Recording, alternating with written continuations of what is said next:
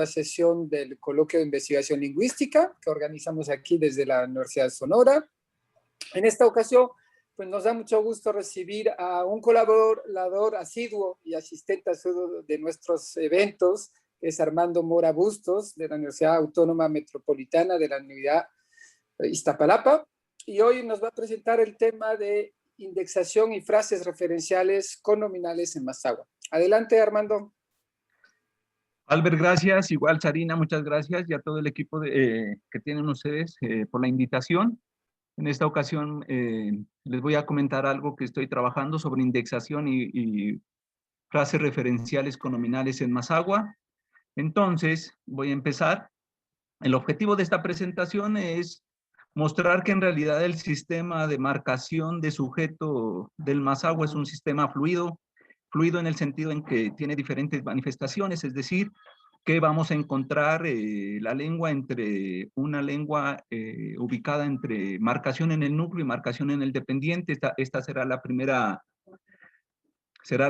parte, y posteriormente les voy a comentar sobre el estatus de lo que se ha denominado conominal o frase nominal e índice de sujeto en esta lengua. Entonces, como primera medida, quiero comentarles que, como aquí en número 2, esta lengua tiene la posibilidad de que el sujeto pueda aparecer expresado en una construcción 3 veces. Es decir, en el pronombre aquí, como en este caso en dosa nutsko, luego aparece un proclítico de primera persona, que igualmente codifica tiempo, aspecto, modo y persona, y luego en un pronombre enfático ko. Aquí en el caso de dosa, para más o menos tener yo te pedí el maíz, donde el sujeto está codificado 3 veces. Lo mismo en 2b, en donde aparece en la frase nominal nubezo, luego aparece en el proclítico ora, y luego en un demostrativo enfático proximal, igualmente donde puede aparecer codificado. Pero digamos que esto no es lo recurrente, digamos que esa es una simple posibilidad que tiene la lengua. Entonces, para dar cuenta del fenómeno que les quiero comentar, quiero simplemente mencionar algunos rasgos gramaticales generales de la lengua. La variante que estoy trabajando es la variante de Occidente, San Pedro Potla, de Mascalcingo. Es una lengua de tonos, es una lengua de marcación en el núcleo con orden de constituyentes OBS, SBO para las ditransitivas y el objeto de ditransitivo. Es una lengua que se ha considerado como cuasi polisintética. La forma de cita verbal corresponde a la tercera persona. No pueden aparecer más de 4 proclíticos y 4 enclíticos. El núcleo del predicado no se restringe al verbo. Puede aparecer un concepto, una entidad, un numeral, un adverbio, una cópula como núcleo de la predicación. El Mazahua es una lengua de verbo inicial, lengua de dislocación a la izquierda, y los morfemas gramaticales que expresan los operadores preceden básicamente al verbo. Con esa información creo que podemos continuar. Bueno, los antecedentes sobre la marcación de sujeto. Stewart en el 66, Amador en el 76 y Knapp en el 2008 han comentado que en realidad el Mazahua es una lengua en donde se hablaba en ese entonces de un prefijo que codificaba tiempo, aspecto y persona, y aquí tengo el caso de 3a, ra, que codifica primera del futuro para el verbo llevar, ratunsico yo. Igualmente en 3b tenemos el pronombre, igual aparece este proclítico que codifica segunda persona del futuro, y en C tenemos TS y YOT, donde la tercera persona del presente, que es la forma de cita, es un morfema cero. Bueno, esto es lo que ya se ha comentado. Con respecto a los proclíticos que codifican tiempo, se ha mencionado esta información que aparece aquí en este conjunto de proclíticos que codifican pasado, copretérito, presente y futuro. No se ha especificado si en realidad la lengua tiende a ser una lengua de aspecto que de tiempo, eso no está claro. Pero todo indica que la lengua tiende a ser una lengua de aspecto. Con respecto a los sufijos de acusativo, se ha mencionado que la lengua, por lo menos la variante que yo estoy trabajando, tiene un conjunto de alomorfos para codificar la primera persona de objeto. Igualmente tiene algunos alomorfos para codificar la segunda persona. La tercera persona no se codifica en las formas transitivas. Para ilustrar esto, tengo aquí en el ejemplo de 5A el verbo golpear, que es yeque, con una segunda forma de futuro, y el que es la forma que va a dar cuenta de una forma enfática, porque la tercera persona no se codifica. En cambio, en 5B sí tenemos el verbo golpear, donde z da cuenta de primera persona de objeto con un pronombre enfático. Y en 1C tenemos golpear igualmente, con este sufijo de tercera persona. Respecto a los sufijos que codifican el objeto dativo, en realidad se ha dicho que la lengua tiene objeto indirecto. Yo pensaría que es una lengua más de doble objeto que de objeto indirecto.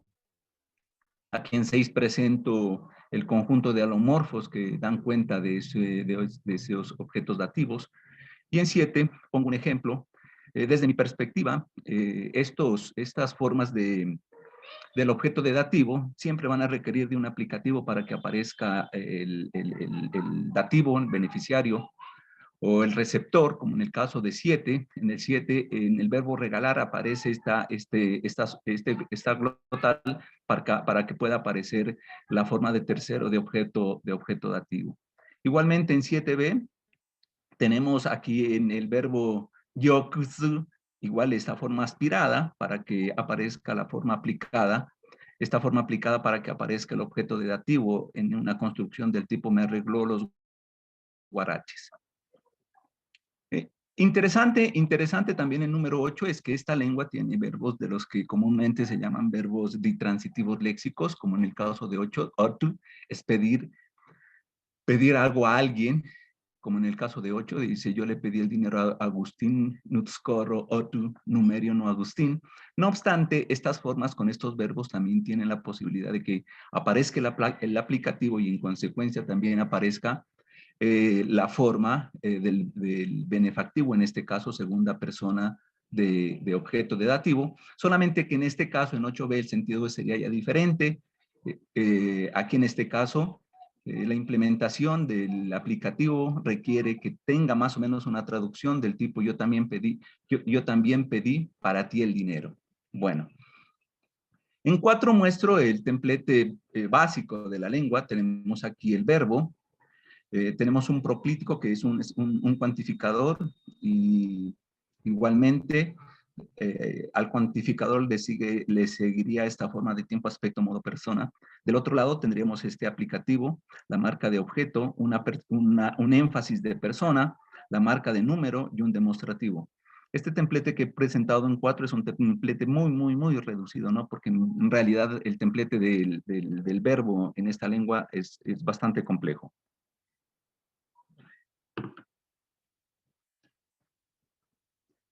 Entonces voy a hablar sobre la expresión del sujeto para dar cuenta de la expresión del sujeto. Bueno, se puede retomar ya el trabajo clásico de Nichols, o en este caso yo retomo el trabajo de Haspelmath para dar cuenta de indexación de persona, o sea, marcación ligada de persona, en donde un índice de persona es una forma ligada que denota un rol del acto de habla o el referente de una tercera persona altamente accesible que ocurre en el verbo para indicar el argumento del verbo o para indicar un sustantivo en el caso del poseedor del nominal.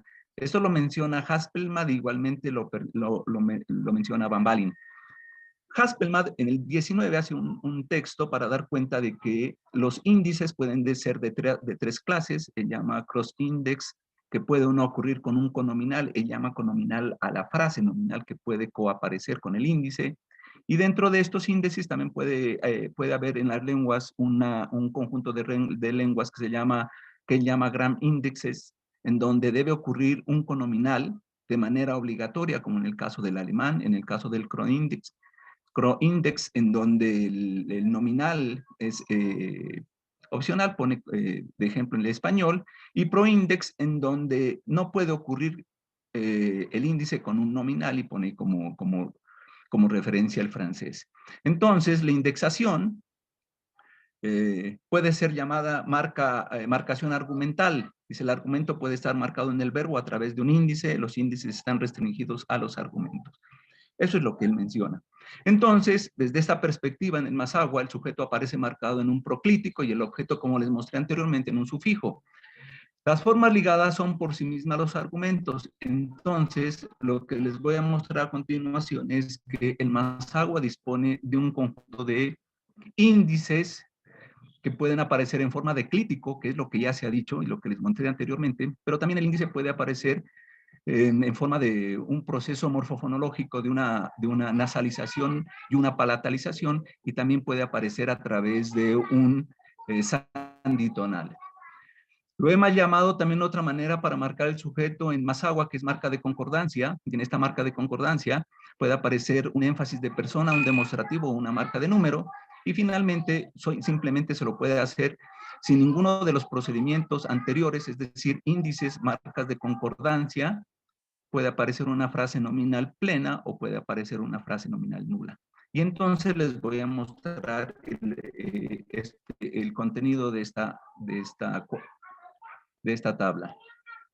Entonces, la indexación cruzada es el proclítico que ya les había mostrado anteriormente, en donde en 9 dice, el índice aparece junto al nominal, el conominal es opcional. Aquí en Opizicome, aquí el O es el índice que marca técnicamente el argumento correspondiente a la tercera persona, y puede aparecer de manera opcional una frase nominal plena, que en este caso sería el cliché, que es el fantasma. Dice, cuando nosotros nos fuimos, un fantasma nos espantó. Aquí en el 9A es donde aparece la posibilidad de que el índice aparezca igualmente, ocurra con la frase nominal. El 9 simplemente, en el B simplemente les he colocado la forma para tratar de mostrar que el índice es independiente y el conominal o la frase nominal no puede aparecer. El segundo recurso que tiene la lengua es el cambio del primer segmento del radical, es decir, que en verbos como curar, ete, quebrar, keji, o cuaru, o handa, se pueden palatalizar dependiendo de algunos condicionamientos o se pueden prenasalizar, y de esta manera se codifica el sujeto, como en el caso de 10A. Entonces aquí el verbo es ete, pero dice y ahí eteji, aquí ete está codificada la tercera persona en esta palatalización. En 10B tenemos el verbo es keji, sheji, cheyi, segunda persona del futuro. En 10C el verbo es cuaru, tenemos nguaru, para dar cuenta, terminar, igualmente aparece el índice aquí en este proceso morfofonológico. Y finalmente tenemos en D el verbo handa, que es ñanda, donde está codificada la segunda persona. Ese sería el segundo mecanismo para dar cuenta del índice que presenta esta lengua. Otro mecanismo es el sanditonal en el radical del verbo. Entonces tenemos verbos como shiti, tu o tu, que es casarse, morir o traer. Y entonces en este caso lo que miramos es que hay un cambio del tono, y ese cambio del tono es el que va a codificar el argumento. En 11A tenemos tercera persona del verbo shiti, donde vemos claramente que hay un cambio del tono. Lo mismo en endu, del verbo tu, que es morir. Dice yasho endunu, dice ese ya se murió. Y en se, que es tu, que es aquí en 3C codifica la segunda persona del presente con un cambio de tono. Entonces, hasta este momento, pues les he presentado las formas, desde mi perspectiva, que son índices para codificar el argumento sujeto en esta lengua. Las formas alternativas para codificar el sujeto, sin índices, son marcas de concordancia o lo que llaman agreement markers. En este caso, se puede hacer con pronombres enfáticos. ¿Esto qué quiere decir? Que no va a aparecer ninguno de los recursos antes mencionados, pero el sujeto puede estar codificado aquí con un pronombre enfático, que aparece aquí con el co. Este pronombre enfático igualmente puede concurrir con una frase nominal. Y igualmente en B nosotros miramos que puede aparecer igualmente el pronombre enfático que. El pronombre enfático está determinado por la jerarquía de persona, no importa que esa sea sujeto u objeto. En este caso he colocado los que corresponden a sujeto. pero en el caso de que el objeto sea primera persona, el énfasis va a ser de la primera persona que es objeto, aquí he puesto solamente los de sujeto. Igualmente aparece como otra forma de codificar ese sujeto o dar cuenta de ese sujeto en el verbo, unos demostrativos como en el caso de 13 donde se pone que, no, puede aparecer la frase nominal extendida, pero en este caso solamente puse este vacío para decir que ahí es donde debe de ir codificada la tercera persona del sujeto, pero muchas veces no se hace, sino que simplemente se da cuenta de ese sujeto en la palabra verbal con el demostrativo proximal 2 de 13a. Lo mismo en el B, tenemos aquí el Q para dar cuenta igualmente, en este caso, igualmente de una tercera persona. Otro recurso para retomar ese sujeto es la marca de número. Igualmente el número, el verbo no dispone de ningún otro mecanismo, que puede ser en este caso el cambio de tono, pero igualmente aparece la marca de número. Y la marca de número está asociada también a ciertos principios jerárquicos. Si el sujeto está en plural, se marca ahí en ese verbo. Y si el objeto, y sujeto y objeto son plurales, se le da prioridad al sujeto. No obstante, para el objeto se utilizarían recursos dentro de la frase nominal. Entonces, en 14A tenemos esa marca de plural que está marcada en rojo. Igualmente en B para dar cuenta de la marca del número del plural exclusivo en handme, dice así, ya no veíamos. Otro recurso es que no aparece en el verbo, como aparece aquí en WAPL, ninguno de los recursos antes mencionados, solamente aparece una frase nominal nuparu. Y entonces aquí el sujeto no está, digamos que directamente codificado con ningún recurso aquí en el morfológico, aquí en el verbo. Simplemente lo que tenemos es esta frase nominal. Lo mismo en B, igual aparece simplemente la frase nominal. Y también podemos encontrar una frase nominal nula. En 16A simplemente he puesto, aquí el verbo dice, roedme, que venía, y es el fantasma, como punto de referencia para 16B, en donde en 16B en Bima no aparece el sujeto, ni tampoco por ningún mecanismo, simplemente aquí tendríamos que recuperar el sujeto a través de procesos de referencia, ¿no? Eso que llaman huella de la referencia a lo largo de todo el discurso que se está comentando. Entonces aquí en 16B no tenemos ningún recurso para dar cuenta del sujeto, solamente la referencia que se mantiene a lo largo del discurso. Bueno, hasta el momento lo que les he mostrado está en esta tablita para decir que, y hay que seguir trabajando en este asunto, que la lengua presenta un sistema de marcación en el núcleo con estos índices que son los clíticos, la nasalización, la palatalización y el tono, y que tenemos en el otro lado, se convertiría o tendríamos ya un proceso de marcación en el dependiente, es decir, cuando aparece la persona enfática, el demostrativo, el número y las frases nominales plenas y las frases nominales vacías. Eso es lo que les puedo decir hasta el momento sobre la codificación del sujeto en esta lengua. Ahora les paso a hablar sobre los estatus de los conominales. Como les había dicho anteriormente, simplemente me voy a ubicar en este sector donde vamos a encontrar clítico, palatalización, nasalización o sanditonal para codificar el argumento sujeto en los verbos. Y solamente tomaré como ejemplos aquellos que tengan una frase nominal como punto que ocurra con ese índice, de tal manera que así podemos dar cuenta de que esas frases nominales o también llamadas conominales ocurren con el índice codificado en el verbo. Dice, esto solo es lo que se ha dicho. Esto solo aparece en las lenguas de marcación en el núcleo o índice verbal predicativo, ¿no? Bueno, pues digamos que a simple vista sí este sería el punto.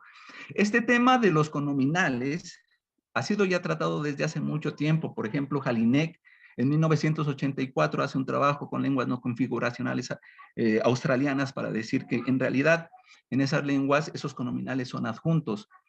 Pero antes que ella, solamente que el texto no apareció publicado, Van Balin en el 77 dice lo mismo Foley y Van Balin en el 84 y Baker en el 96. Jelinek y Baker dentro de ese modelo generativo,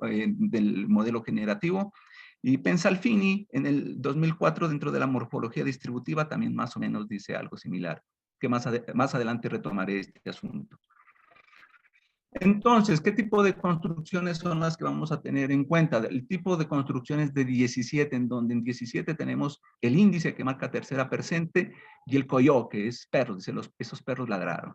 Y en 19b tengo aquí en el verbo ir el índice o y la frase nominal plena noti, dice el niño se fue. Entonces, en estos casos tendríamos conominales.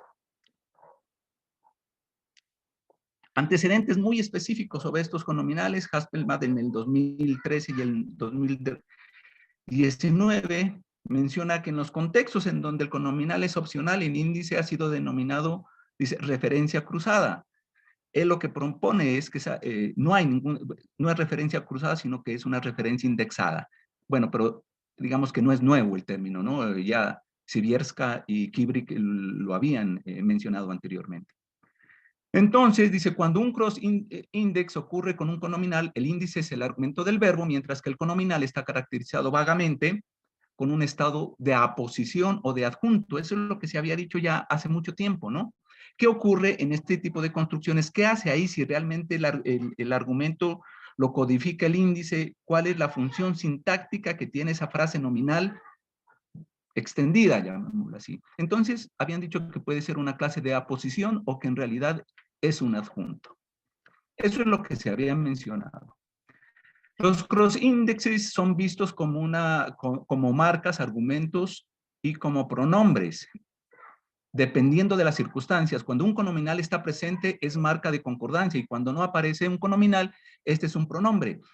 Eso es lo que en la tradición se ha venido mencionando, ¿no? Bresna y Mochombo, Bambalin y La Pola, y Bambalin y Solito 2001, eso es lo que decían, ¿no? Que en realidad cuando aparece un conominal, el índice es aquella entidad morfológica que funciona como un pronombre y que en realidad van a cumplir funciones gramaticales específicas. Eso es lo que se venía diciendo. No obstante, los cross-indexes no son vistos como marcadores de concordancia, y con eso estoy de acuerdo, ni como pronombres, sí como elementos que generan información de persona que son compatibles dentro de la misma cláusula.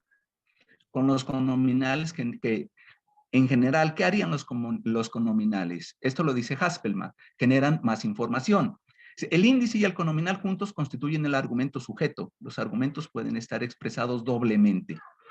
Y sobre esa idea es la que yo quiero y estoy trabajando. Que en realidad, argumento y conominal son una sola cosa. Bueno, esto igual ya lo había mencionado Kibrik, Schultz, Steele y Dixon. Bueno, el significado está a menudo expresado de forma distribuida. Eso es lo que dice Haspelmath. No hay nada anómalo en un contexto en donde el significado de un solo elemento esté expresado en dos formas, de dos elementos. Con lo cual, comparto, ¿no?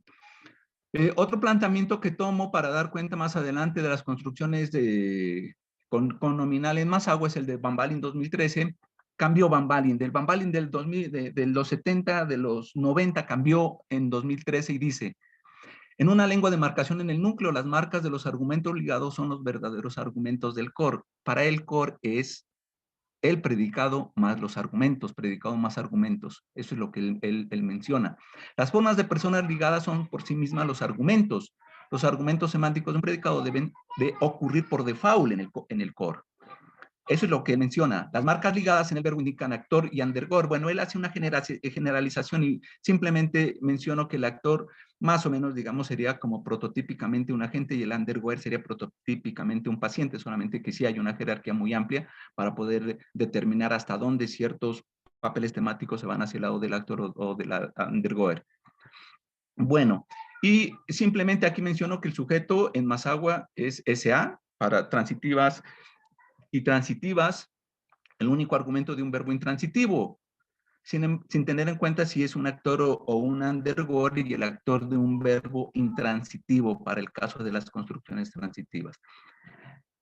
Bambalin retoma un trabajo de Pensalfini que da cuenta de, o está dentro del modelo de la morfología distributiva para decir lo siguiente. Dice, Pensalfini dice lo siguiente: las clases abiertas de palabras están compuestas por al menos dos componentes, un componente enciclopédico y un componente estrictamente formal. En otras palabras, cada referente está expresado por un morfema que codifica persona, número y otros rasgos formales, y morfemas que expresan el contenido léxico sustantivo. Eso lo toma, yo estoy completamente de acuerdo con lo que dice Pensalfini. Van Balen no lo está, dice, porque según el criterio de Van Balen, esta postura de Pensalfini no es universal. Dice, se adecua con las lenguas de marcación en el núcleo, dice Van Balen, de acuerdo a lo que dice Pensalfini, en donde el componente formal está realizado en la forma ligada del argumento core y el componente léxico, es decir, el enciclopédico, en la frase nominal independiente, que él la va a ubicar en un lugar específico que a continuación les voy a mostrar. Este ejemplo de 18 es del Sutugil, una oración transitiva que la toma Van Balen. Es una lengua de marcación en el núcleo, este Sutugil. Aquí en A aparece la oración transitiva y en B la oración pasiva. Y entonces, ¿qué es lo que dice respecto de estas construcciones Van Balen? Les voy a mostrar este esquema. Lo que dice Van Balen es lo siguiente. Para él, aquí tenemos una cláusula, tenemos dentro de la cláusula el predicado y los argumentos, y él en verdad lo que hace es colocar a los índices dentro del core, junto al núcleo, como lo hace aquí en este diagrama que les estoy mostrando. Y las frases nominales extendidas, o sea, los conominales que llama frases referenciales, lo saca de aquí, de esta estructura del core, y dice que esos tienen que ir más arriba dentro de la cláusula. Y esta primera gráfica es para la construcción transitiva y esta es para la pasiva. Dentro de la pasiva también se encuentran dentro del core, dentro de aquí del núcleo y de los argumentos, pero los argumentos codificados junto al núcleo. Él considera que las frases, como les decía acá, que las frases referenciales tienen que ir por fuera junto a todas las dislocaciones que presenta la lengua. Mi posición es que las frases referenciales que ocurren con los índices también deben de estar metidas aquí adentro, no tienen por qué salirse. La razón de eso la voy a dar a continuación. Bueno, y en este caso, Van Balen le llama a esto una posición extracore, le dice una posición extracore, es decir, que como no pueden ir dentro de este core, no pueden ir dentro junto con el núcleo predicativo y la saca del núcleo predicativo, entonces deben de cumplir ciertos requerimientos, como por ejemplo, los conominales semánticamente pues, solamente pueden ser tópicos o focos, con lo cual estoy de acuerdo. Aquí los compara con las frases dislocadas y dice que puede haber más de una frase en el caso de los conominales, pero en el caso de las dislocaciones, pues no. Él dice que posicionalmente no tienen ninguna restricción y efectivamente los conominales no tienen restricciones. Dice, dado que las dislocaciones presentan restricciones con respecto a la cláusula principal, las frases nominales independientes ocurren libremente en todos los tipos de construcciones subordinadas y las dislocaciones no ocurren. Dice, las dislocaciones hospedan argumentos o no argumentos, es decir, adjuntos, y eso es cierto, las dislocaciones pueden ser sintácticamente, pueden tener un estatus de argumentos de adjuntos. Los adjuntos o no argumentos aparecen en la periferia, y eso es cierto, porque en realidad los no argumentos tienen que ir en un lugar periférico. Y estos extracore en realidad no pueden ir, es decir, las frases nominales, los conominales no pueden ir en la periferia. Eso es lo que dice él. Y dice que finalmente las dislocaciones se encuentran tanto en lenguas de marcación en el núcleo como lenguas en marcación en el dependiente, y los conominales solamente pueden aparecer en lenguas de marcación en el núcleo. Bueno, y igualmente tomo información de Van Balen para decir que las frases que él llama referenciales y las trata de caracterizar como tales, dice, no pueden aparecer dentro del núcleo del verbo, eso es lo que menciona, que igualmente pueden ser interpretadas como argumentos en virtud de que hacen referencia cruzada con el verbo. Él dice eso, las frases o los conominales hacen referencia cruzada con el verbo. Yo no estoy de acuerdo con esa posición, no creo que hagan referencia cruzada, porque el conominal y el índice van a expresar la misma referencia y al expresar la misma referencia no van a hacer ningún tipo de referencia cruzada. Igualmente dice una frase independiente es una cláusula interna y por eso no pueden ligar a un verdadero pronombre. Bueno, digamos que en realidad eso sí ocurre con los índices. Los índices no pueden generar, no pueden ser asumidos como pronombres. De tal manera que dicen una posición argumental, los índices dentro de la misma cláusula, en una frase independiente, la frase nominal independiente es en una cláusula interna y por eso no puede ligar a un verdadero pronombre en una posición argumental dentro de la misma cláusula. Dice, en consecuencia, la marca de argumento ligado no puede ser un verdadero pronombre. Perfecto. Luego dice, estas marcas ligadas no son anáforas, estoy completamente de acuerdo, son capaces de expresar referencia independiente. Estos presentan una nueva clase de expresión de la referencia, una que cae dentro de la pronominal y la anafórica. Entonces les voy a resumir lo que les he dicho de lo que he retomado, básicamente de Haspelmath, de Van Balen, de Baker. ¿Qué dicen sobre los conominales? En 19 les he puesto las características. Índice y frase nominal están doblados o duplicados, es lo que dicen ellos. Estoy de acuerdo que están doblados o duplicados. Solamente que hay que tener en cuenta qué es lo que se va a entender por doblados o duplicados. En B dice, el índice y la frase nominal deben de estar dentro del mismo dominio clausal. Este dominio clausal es muy polémico porque tanto Van Balen como Haspelmath y muchos otros consideran que el dominio clausal debe de estar determinado a partir de criterios prosódicos, con el presupuesto de que quien realmente está determinando el fraseo prosódico es la sintaxis, cosa que en la literatura se muestra lo contrario. El fraseo prosódico es el que está determinando ciertos principios sintácticos. En C, índice y frase nominal están en diferente nivel estructural. Estoy completamente de acuerdo con esta posición. Según mi perspectiva, tanto índice y frase nominal están en el mismo nivel estructural. En el D, índice y frase nominal sintácticamente son un argumento. Estoy de acuerdo, claro que son un argumento. En la característica E, índice y frase nominal hacen referencia cruzada. Creo que no hacen referencia cruzada, como les decía anteriormente, expresan la misma referencia. Y F, índice y frase nominal cumplen funciones pragmáticas específicas, completamente de acuerdo, pueden ser solamente tópico foco. Estas características tienen contraargumentos. ¿Cuáles son los contraargumentos? El primero es que cada referente, lo que se ha dicho en los modelos formales, cada referente funciona como argumento, puede estar realizado solo una vez en cada cláusula. Y eso tienen razón siempre y cuando el índice tenga una referencia independiente y el conominal tenga otra referencia. En este caso no podrían estar manifestando, no podrían estar expresando, funcionando como un solo argumento. El segundo contraargumento que se presenta es la palabra fonológica verbal está determinada a partir de entornos prosódicos, lo cual indicaría que una cláusula con conominal implicaría una sola frase prosódica que no tenga cisuras prosódicas. Y eso es muy polémico en realidad. El 20C sintácticamente son adjuntos, es lo que se había dicho, creo que no lo son. En 20D dice la función pronominal del índice, el índice codifica concordancia, creo que no codifica ningún tipo de concordancia y tampoco tiene función pronominal. Y también hay que aclarar que se entiende por frase nominal para muchas personas, para muchos lingüistas, pronombres, nombres propios, demostrativos, clíticos, no son frases nominales. Ocupan la posición de la frase nominal, pero no son frases nominales en el estricto sentido.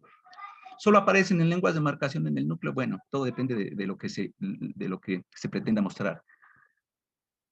¿Qué es lo que he retomado y lo que yo les pienso mostrar en el poco tiempo que nos queda sobre los conominales e índices en Mazahua? Entonces, en 21 he puesto las propiedades.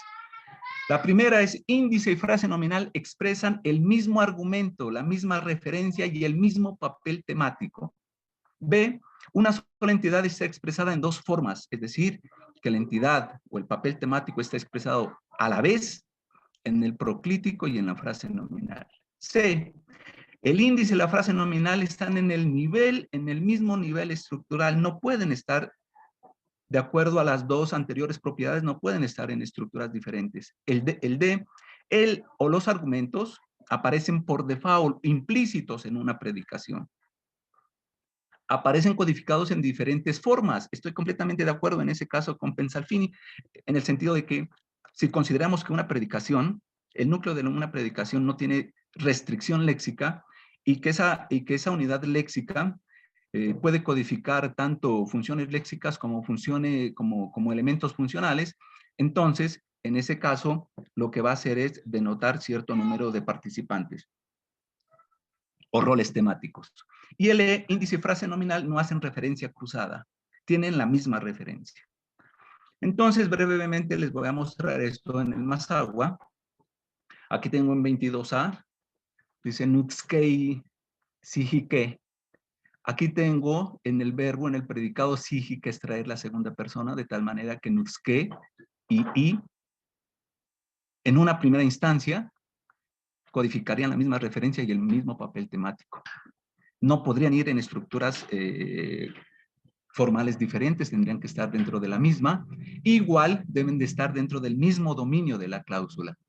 En B, dice Nuyobeso, aquí lo que tengo es simplemente marcación del índice en un cambio del tono, aquí en el verbo en yodu, que es de regresar. Entonces el sujeto estaría expresado a la vez tanto en la frase nominal como en el índice. Con nominal e índice no están doblados o duplicados, eso es lo que les había comentado anteriormente, expresan una sola referencia, un solo argumento. Con nominal e índice se generan en el mismo nivel estructural, a nivel del núcleo del predicado. En un nivel básico se presenta un mapeo entre semántica y sintaxis. Las dos formas expresan un solo papel temático y una sola relación gramatical. Entonces, eso es lo que considero que en un nivel básico, que tengo que definir exactamente qué se debe de entender por nivel básico, es donde va a haber un mapeo directo entre semántica y sintaxis. Ahora, ¿qué ocurre con los ejemplos de 23? En los ejemplos de 23, la única diferencia de los de arriba es que las frases nominales o los conominales son complejos. En el primer caso tengo en el Chitiku Heshi, simplemente tengo una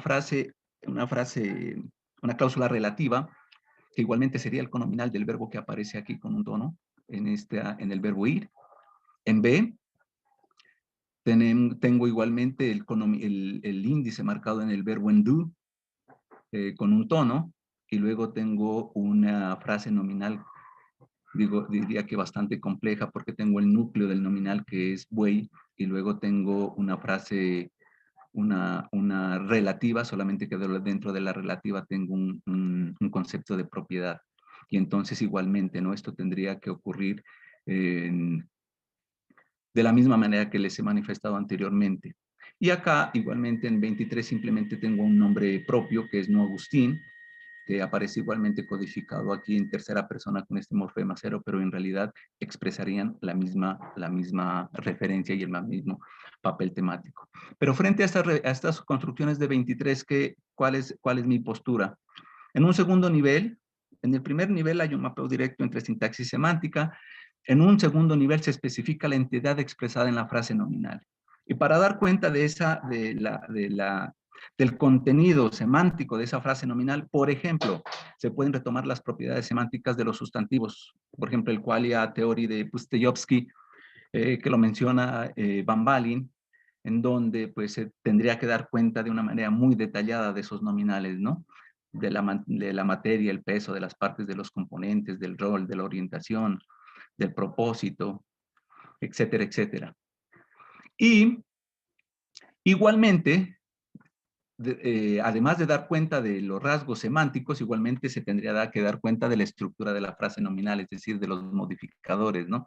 Y para eso igualmente se puede tomar referencias de mucha envergadura, como por ejemplo el caso de Richthof o de Dreyer, en donde se determina, ¿no?, que las frases nominales y también en el marco de Van Balin pueden tener operadores, como el caso de la de Ixis, o los núcleos de distinción entre contables o no contables, en el caso de que tengan clasificadores o no tengan clasificadores, y el número en el caso de que aparezca marcado en el núcleo del nominal, la cuantificación o los cuantificadores, la posibilidad de que se puedan negar, la de finitud, la de ipsis.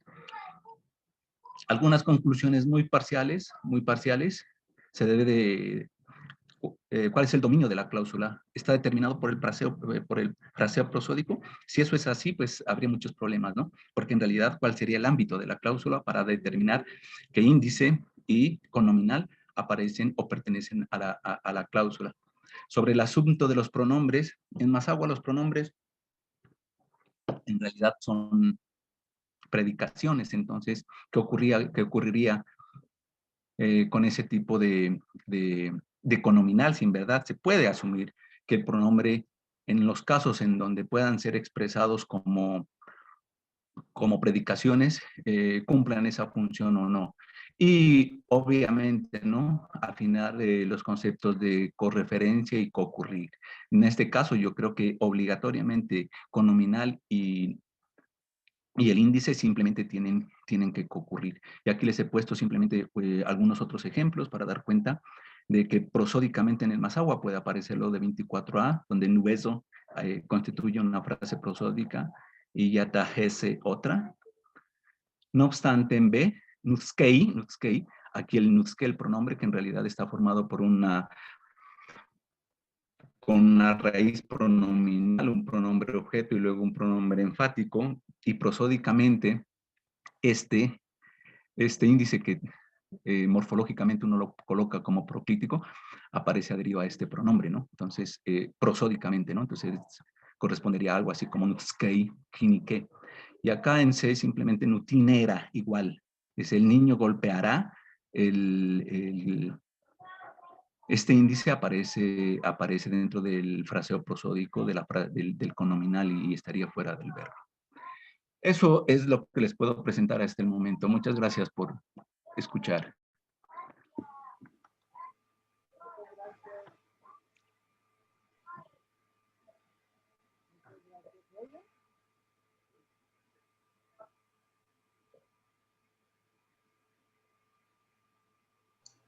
Creo que Albert se fue. No sé. Aquí estoy, tengo problemas con el sonido. Bueno, ok, una disculpa. Muchas gracias, Armando, y pues abrimos un tiempo para preguntas, comentarios, dudas.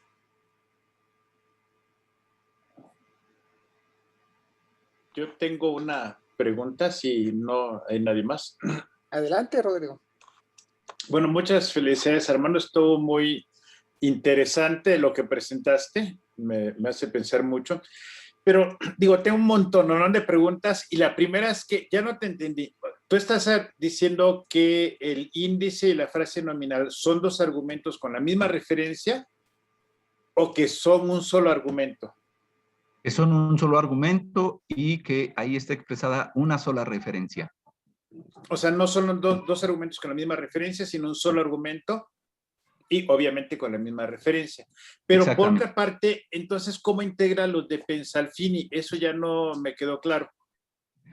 Pues lo que pasa es que digamos que el Pensalfini simplemente es un argumento para dar cuenta de que todas las unidades léxicas están compuestas de un sentido enciclopédico y un contenido funcional. Entonces, digamos que en el contenido funcional lo que tú estás expresando es realmente ahí los argumentos y que posiblemente puedas tener un conominal, pero en realidad digamos que es que esto aplicaría no solamente para las lenguas de marcación en el núcleo, sino que en realidad todas las lenguas de todas partes ocurriría ese proceso. Ahora, lo que pasa es que simplemente tendríamos que tener en cuenta cuál es la manifestación de esos argumentos, tanto de manera funcional, si tiene cierta productividad morfológica o no dentro de la unidad léxica. Porque esto me hace pensar un poco como la idea a veces que se habla, por ejemplo, de los papeles temáticos a la Jacquenot, ¿no? O sea, que hay de hecho una grada temática y una grada de acción, ¿no? Entonces, o sea, digamos que surge con el problema de cosas como Juan subió las escaleras y Juan es agente o es tema, ¿no? Entonces Jakenov diría, bueno, en realidad es las dos cosas, es tanto agente como tema, nada más que corresponden a gradas distintas. Digamos, mutatis mutandi, digamos, ¿no? Si llevamos esto a la onda de los argumentos, un poco lo que me da la impresión es que estás diciendo, bueno, en realidad hay como dos gradas, una grada formal, o sea, y una grada léxica, o algo así. Pero eso es muy parecido a decir que hay, o sea, ¿cuál sería la diferencia entre esto y decir que son dos argumentos, uno formal y otro léxico? ¿Y por qué restringirlo a dos? O sea, por ejemplo, cuando tienes un demostrativo, una frase nominal, el demostrativo puede ser o no parte de la frase nominal, o sea, tienes el demostrativo, una frase nominal y un índice. ¿Por qué no corresponder uno a una grada léxica, otro a otra grada, digamos, indexical de cierto tipo y otra indexical de otro tipo? Y en ese sentido, o sea, me recuerdo, ya que mencionas a Pustoyevsky, me recuerda un poco lo que hace él mismo en sus trabajos más de lingüística computacional, o lo que hacen en HPSG, que en realidad lo que tienen es una matriz de rasgos, ¿no? O sea, y entonces justo como que irías llenando distintas partes de una matriz de rasgos y simplemente dices que, o sea, no sé, o sea, ya no sé cómo, ya me perdí yo mismo, pues ya no sé cómo manejarlo, tampoco conozco tanto HPSG, pero sé que a ellos sí les interesa mucho esta discusión que tienes tú, o sea, y que yo recordaba que le interesaba mucho a Van Balin y a Dreyer, o sea, en lenguas como el español, o, bueno, o el masao, lo que sea, cuando uno dice Juan corrió, ¿cuál es el sujeto, no? O sea, ¿es Juan o está expresado en el morfema de la conjugación verbal, ¿no? En mi caso, en el caso del español, mi posición es que esté expresado tanto en la flexión como en la frase, ¿no? Al mismo tiempo. Exacto, sí. Sí, pero sé que, o sea, a lo mejor te conviene checar cosas de HPSG porque sé que a ellos les ha interesado mucho este tipo de discusiones, ¿no? Muy bien. Y ya nada más digo, tengo un montón de demás, pero nada más para terminar, los críticos, ¿por qué lo pones como marcación en el dependiente? En tu tablita, sobre todo con esto último que acabas de mostrar, que prosódicamente... No, los críticos los puse en marcación en el núcleo. Pero eso, ¿por qué los pones eso? ¿Por qué los pones en marcación en el núcleo? Si, como acabas de mostrar, prosódicamente están en el dependiente, y además finalmente son palabras independientes. Sí, ese es un buen cuestionamiento, porque digamos que la tendencia, digamos, primero porque no tengo, digamos, unos criterios muy finos para tratar de determinar la diferencia entre afijo y clítico, así de plano. Entonces yo considero que afijo y clítico las meto en el mismo. O sea, es una cosa irresponsable, o sea, digamos, es no, para bueno, tú y mucha gente tiene exactamente el mismo problema, pues, ¿no? Sí. Ok, bueno, ya con eso termino. Gracias, hombre, gracias, está bien. Muchas gracias por esa discusión. ¿Otros comentarios o preguntas? Yo tengo dos preguntitas. Adelante. Hola, Armando, gracias por la charla. Bueno, tengo dos preguntitas. Una porque me perdí un poco a la mitad de la discusión. ¿Qué pasa cuál es tu posición cuando tienes una oración en la que tienes vamos a decir, el pronombre dislocado? Tienes además una marca vamos a decir, en el proclítico que tiene tiempo aspecto para un sujeto, y además tienes el enfático vamos a decir, de primera persona. Entonces tienes pronombre de primera persona, tienes proclítico de primera persona con tiempo, aspecto, modo, y además tienes el enfático. ¿Cuál es la posición de que son argumentos? Los tres son argumentos y también están... No, pues, o sea, en ese caso, en el contexto en el que me mencionas, todo el argumento iría al hecho de que efectivamente las tres formas codifican un solo argumento. Ahora, el punto es que sí tendrían que revisar, digamos, cuáles serían los criterios para poder determinar el ámbito de la cláusula. ¿Sí? Porque hasta el momento, digamos que hay como cierta tendencia a hacerlo a través de procedimientos prosódicos, pero en ese caso volveríamos al asunto que mencionaba Rodrigo, en donde en muchos casos los clíticos tendrían que salir de ese ámbito de que hacen parte del núcleo. Y entonces tendríamos solamente como punto de referencia para dar cuenta del índice, el que está codificado en el verbo y el de, entre comillas, el de énfasis de persona. Ujú, Que todo indica que va hacia allá, ¿no? ujú. Bueno, la segunda pregunta es sobre eso. Creo que es muy común que en general las marcas de objeto luego se consideren como clíticos, como duplicaciones de la frase nominal. Entonces, pero no decir que es el mismo argumento, vamos a decir la marca de objeto y la frase nominal de objeto. Pero tengo un problema como con esa visión del proclítico. Es también un argumento porque tiene tiempo y de hecho creo que una de las distinciones que se ha hecho entre clítico pronominal y entre una marca de agreement o de concordancia es que las marcas de agreement en general están fusionadas con tiempo. O sea, si fuera ese un argumento, no podría estar fusionado con otras categorías funcionales como tiempo, aspecto, modo. Entonces, pensaba si es considerado como que el clítico de enfático fuera realmente argumento y tal vez el afijo de objeto también, pero el Pero es proclítico que, de tiempo aspecto fuera nada más concordancia, o sea, no tuviera un estatus de argumento.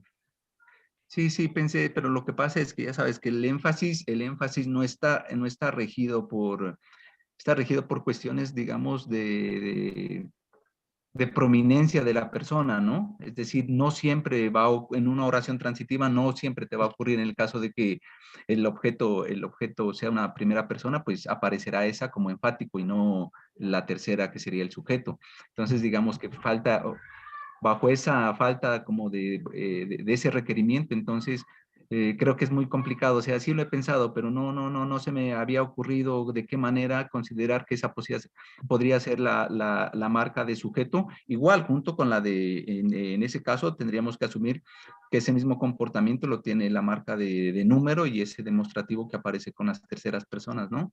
Ujú. Gracias. Ujú. Gracias. ¿Otros comentarios o preguntas? Albert, yo tengo una. ¿Puedo? Adelante. Armando, ¿qué tal? Muchas gracias por la presentación. Como dijo Toñito. Rodrigo, es algo que hace pensar mucho y más con esto último que observaba Virgilio. Yo me perdí en la parte un tanto más fonológica, porque es algo que ya no recuperas al final de la plática. Es más interesante la prenasalización, pero me llama más la atención el Sandy. Si el Sandy es un indexador, por llamarlo así, ¿cuál sería la base para considerarlo Sandy? El tono del referente, y si es así, ¿no convendría más verlo como una concordancia?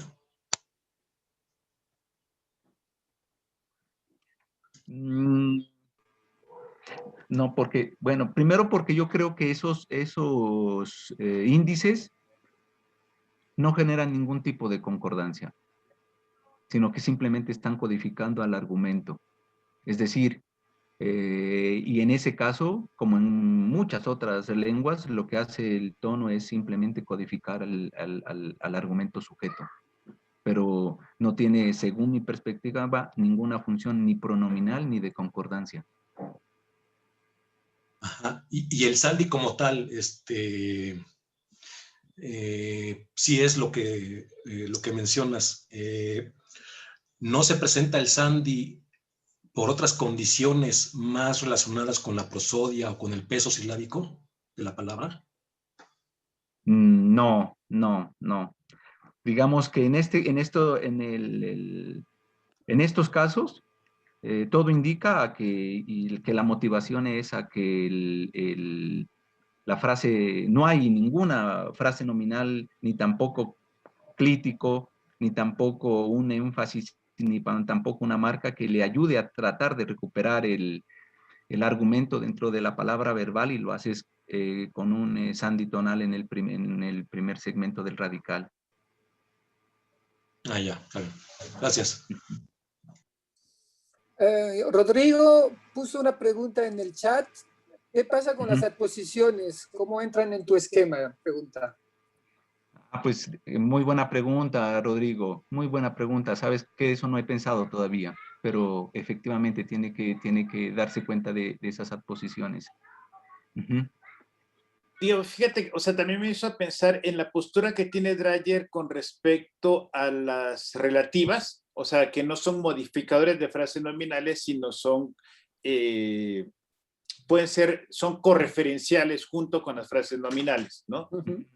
O sea, y de alguna manera, o sea, una de las cosas que me parece interesante de esto que estás trabajando es que podría ayudar a resolver parte de este problema, ¿no? O sea, de las aposiciones, de muchas relativas, ¿no?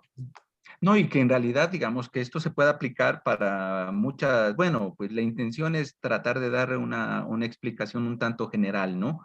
Que si la lengua es de marcación en el núcleo y tiene unos principios gramaticales similares a los que encuentras en Mazahua, incluso es que tú dijiste el mismo español. Ya sabes que el español han dicho que es una lengua prodró, pero si es una lengua de marcación, marcas en el núcleo al sujeto. O sea, comparar al español con el inglés, porque el inglés no creo que tenga sentido, ¿no? Entonces, incluso yo creo que en ese sentido, el español te genera muchos más problemas cuando tienes frases nominales como todos los estudiantes fuimos a la manifestación, ahí esa frase nominal que es, ahí no es conominal, porque el sujeto es una cosa y la frase nominal, pues no sé qué sea, ¿no?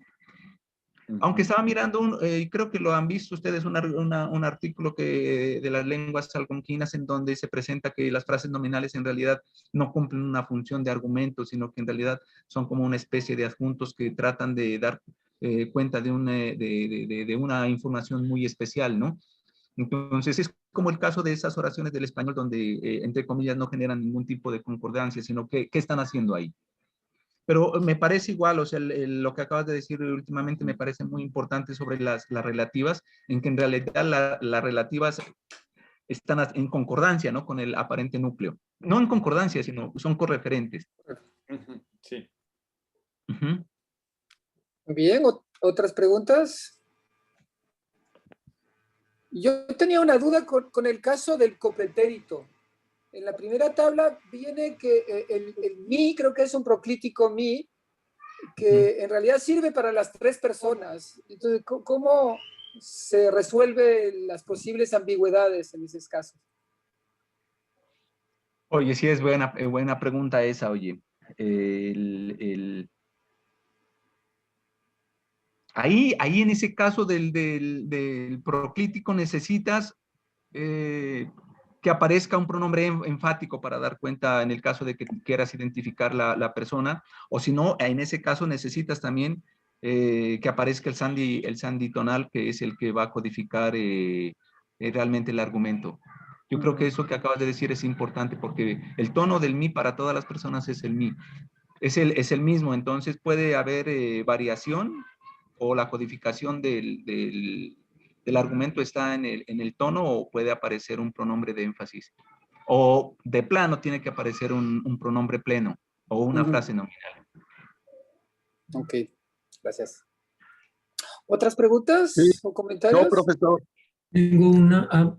Adelante. No, Canek. Sí, felicidades por su presentación. Dio un recorrido muy amplio del panorama de indexación. Mi pregunta va relacionado a cómo da cuenta si la lengua Mazahua es de objeto simétrico, contrario de objeto indirecto. ¿Y qué factores sintácticos la lengua tiene para enfatizar ya sea al sujeto o al objeto en la construcción? Oye, la primera, ¿no? Pues ya sabes que en esta lengua, como tú dices, siempre se ha tratado de decir que tiene objeto indirecto. Yo creo que es más de doble objeto. morfológicamente no codificas en las ditransitivas al objeto directo, en consecuencia que le das mucha más relevancia al dativo, y cuando la frase nominal es extendida, pues el dativo es el que ocupa una posición mucho más prominente que la del objeto. ¿Y será también por la presencia de las laringeas? Bueno, eso yo creo que, bueno, pues necesitas, según mi perspectiva, para que aparezcan ese tipo de construcciones ditransitivas, un aplicativo, ¿no? Un aplicativo que puede ser exactamente lo que tú dices, una laringe, una aspirada, una glotal. Sí, gracias. Muy bien. ¿Otros comentarios o Sí, dudas? yo tenía un comentario. Armando, gracias por la presentación. Oye, quería, en los ejemplos en 10, me quedé pensando, ¿cómo defines en esa estrategia a quién, cómo identificas los participantes en los ejemplos de 10 con esa estrategia de palatalización y prenasalización? Porque en los ejemplos hice distinguir en lo rápido, ¿no? Y no pude identificar. A ver si tú me ayudas porque, digo, yo no conozco exactamente la lengua, así que no podría. A ver, dime. Sí, ya ves que este Aquí. procedimiento de la nasalización y la palatalización. Entonces, allí...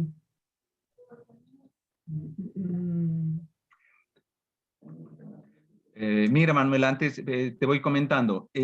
Estos procesos de palatalización y prenasalización son muy comunes incluso cuando aparece el proclítico. Y son sensibles a ciertas personas y a ciertos tiempos. Por ejemplo, a la segunda y a la tercera, en pasado y en futuro. Y pueden aparecer con proclíticos. Digamos que esa siempre ha sido la tendencia y eso es lo que se ha mostrado. Aquí en este caso simplemente yo puse los ejemplos en donde la palatalización y la prenasalización, digamos que quedan como el sustrato de que ahí ocurrió un proceso morfofonológico que en algún momento, no sé cuándo, aparecía con un proclítico, pero en este caso ya no. Ah, ok. Sí, es que de afuera, no conociendo los procedimientos particulares en la lengua, pues sí está como difícil o no fácil, pues, de identificarlo, ¿no? Muchas gracias. Y No, a ti, al contrario, a ti. quería comentarte, yo concuerdo contigo en el hecho de que, por ejemplo, en el náhuatl existe este procedimiento de los índices, ¿no? En relación con las frases nominales plenas que en muchos de los casos aparecen aparecen en esa correferencialidad, ¿no? Yo sigo pensando que igual comparto contigo que marcan al mismo argumento en la misma referencia, con la misma función sintáctica, rol semántico, a un estatus pragmático, y pienso que a nivel de dominio local, como sería una cláusula, y a diferencia del dominio extendido ya en el discurso, los propósitos o las condiciones de los hablantes cuando establecen aún los tres, ¿no? O sea, que si hay un pronombre libre como enfático, luego está el índice de marcación y luego está la FN plena, que estas tres estrategias en una misma estructura tienen un propósito muy particular a nivel discursivo, ¿no? Porque a nivel local, a nivel de cláusula dependiente, pues definitivamente la frase nominal plena va a actuar para la identificación o identificabilidad plena del participante, pues sujeto, ¿no? Principalmente, y también del objeto en algún momento dado, ¿no? Sí, claro, tienes toda la razón, porque primero, ¿no? Y eso es clave, pues hay que identificar en la lengua, ¿no? Cuáles son las estrategias pragmáticas que se utiliza para tratar de determinar si en realidad estas frases nominales llamadas conominales hacen parte, digamos, como del núcleo de la predicación. Y igual, otra cosa, mirar qué ocurre del otro lado de los objetos, ¿no? Porque esto igualmente, si el objeto se marca en el índice, pues que ver qué ocurre con la frase nominal llamada conominal, ¿no? Sí, sí. Ujú. Oh, muchas gracias, muy interesante. Ok, muchas gracias. Pues ya van a ser la 1:10, entonces yo creo que ya es tiempo para dar término a esta presentación. Muchísimas gracias, Armando, por No, al esta contrario, a presentación ustedes, a con ustedes. datos muy lindos, muy interesante. Y también a los asistentes por pues, su atención y las preguntas tan interesantes que se generan. Entonces, pues gracias a todos ustedes y pues les damos de nuevo cita para el próximo viernes. El próximo viernes tendremos una presentación sobre habla reportada en datos conversacionales de la lengua Chol, a cargo de Jenny Mariel Martínez López, que es alumna aquí de la maestría en lingüística. Entonces, pues no más, desearles un buen fin de semana y darles de nuevo entonces cita para la próxima vez y agradecer de nuevo entonces a todos ustedes, especialmente a Armando. A ustedes por haber escuchado. Muchas gracias a todos. Muchas gracias. Los comentarios y a los que escucharon. Gracias. Gracias a ti. Gracias, No, al saludos. contrario, Sarina. Saludos, buen fin de Gracias. semana. Igual. Cuídense.